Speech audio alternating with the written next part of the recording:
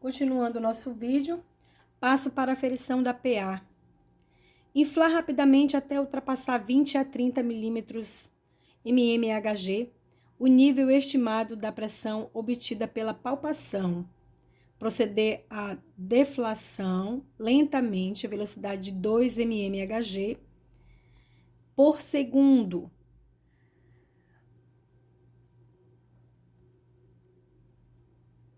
Aí, no 9, determinar a pressão arterial sistólica pela ausculta do primeiro som. Olha só, fase 1, que é a fase do Korotkov. E após aumentar ligeiramente a velocidade da deflação, determinar a pressão arterial diastólica no desaparecimento dos sons, fase 5 do Korotkov. Auscultar cerca de 20 a 30 milímetros de mmHg abaixo do último som para confirmar seu desaparecimento e depois proceder à deflação rapidamente e completa, tá?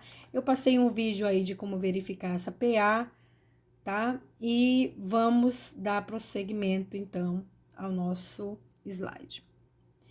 Se os batimentos persistirem até o nível 0, determinar a pressão arterial diastólica no abafamento dos sons, fase 4, de Korotkov, e anotar valores da pressão sistólica e da pressão diastólica 0.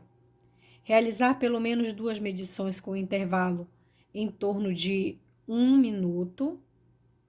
Medições adicionais deverão ser realizadas se as 2 primeiras forem muito diferentes. Caso julgue adequado, considere a média das medidas, tá? Então, sempre que você tiver dúvida, verifique mais uma vez, né? Deixe passar 1 minuto, verifique mais uma vez, né? E veja se está batendo com aquilo que você ouviu, tá? Medir a pressão em ambos os braços na primeira consulta e usar o valor do braço onde foi obtida a maior pressão como referência. Informar o valor da PA obtido para o paciente. Lembre que nós não podemos mentir, né? Se ele perguntar, nós temos que falar, e se ele não perguntar, também temos que falar. Anotar os valores exatos sem arredondamento e o braço em que a PA foi medida. Isso é importante. Frequências cardíacas ou pulso. Pulso relacionado com o débito cardíaco é a contração e a expansão alternada de uma artéria e corresponde a um batimento cardíaco. Observar o número e as características dos batimentos cardíacos refletidos na artéria.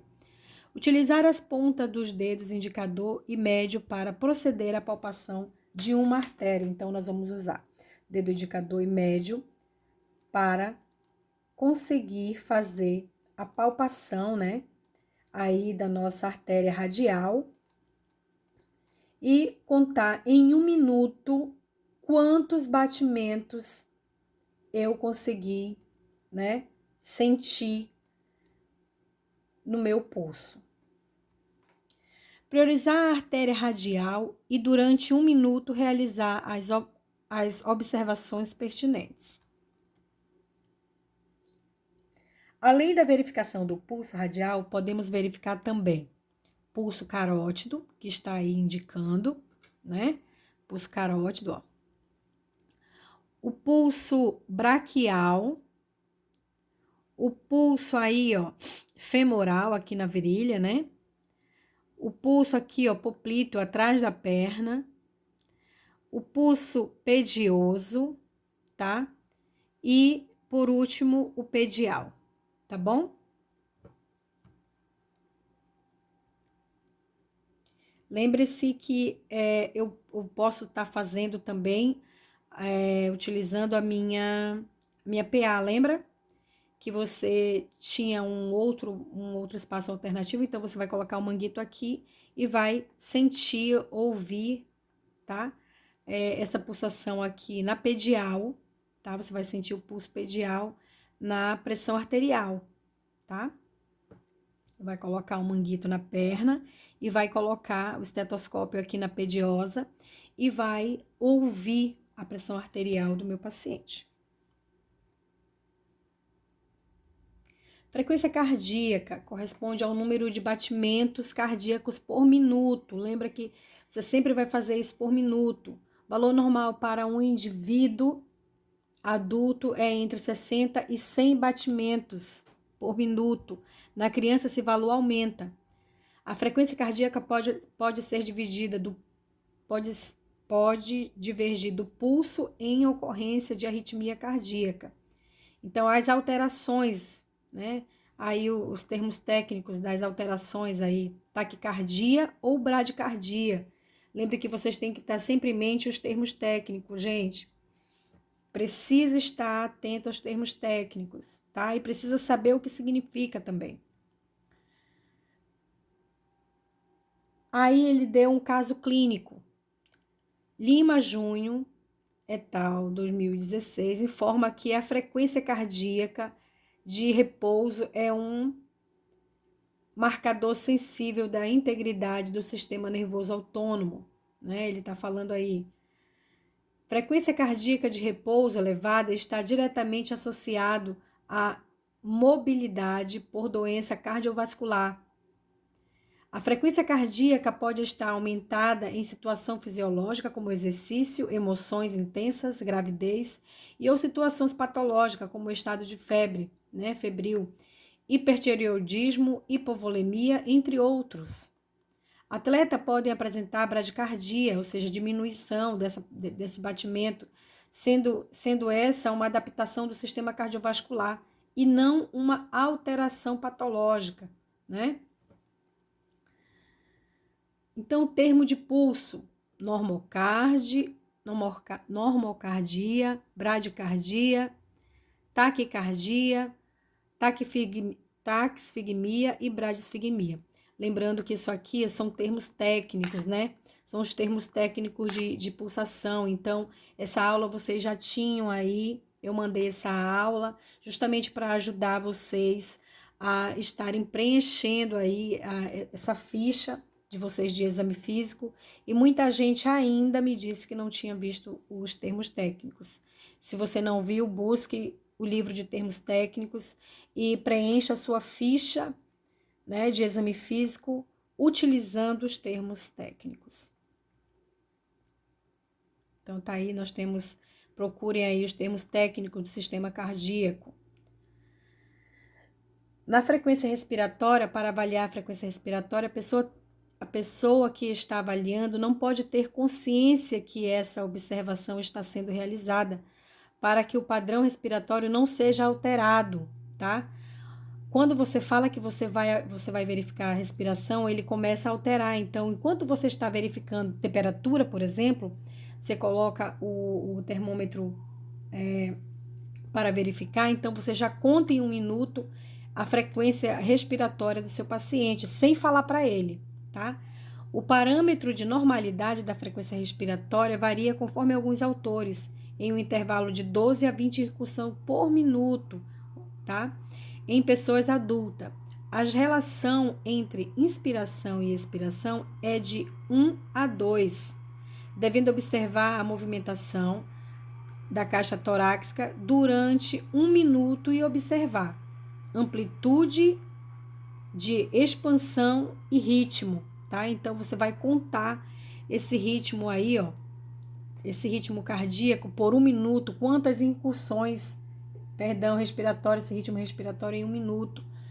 Quantas vezes você viu levantar e descer esse abdômen desse paciente, ou esse tórax, né? E você vai contar aí 1 minuto e vai anotar.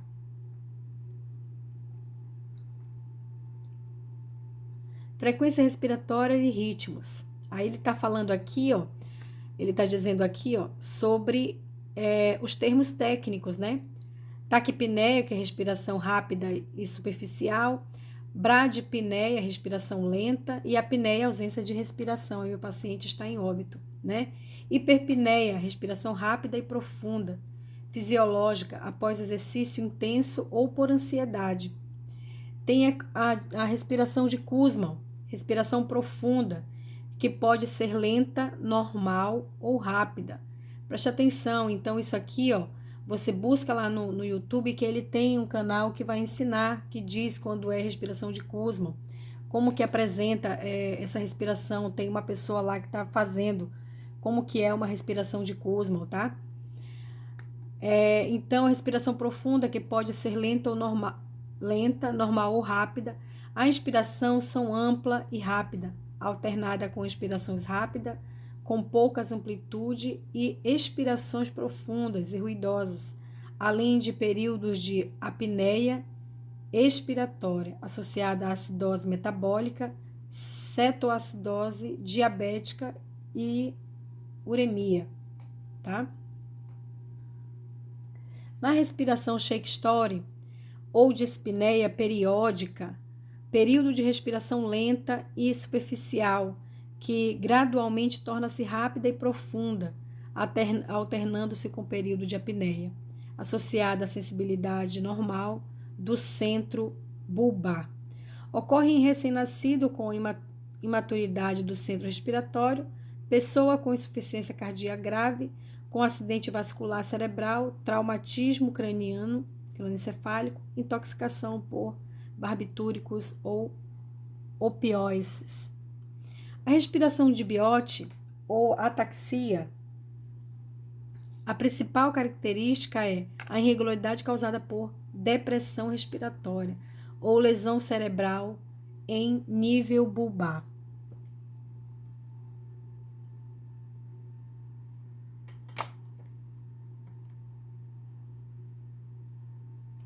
E aí está aí a frequência respiratória, né? Está aí a frequência respiratória.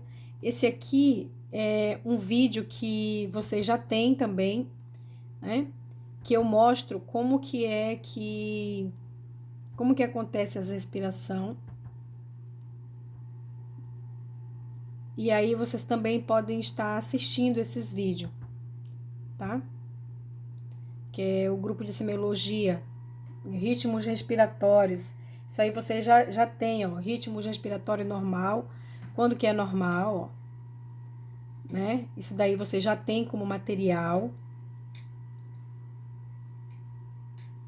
E aí tem respiração dispneica também, que você já tem esse material, que eu disponibilizei lá para vocês, tá?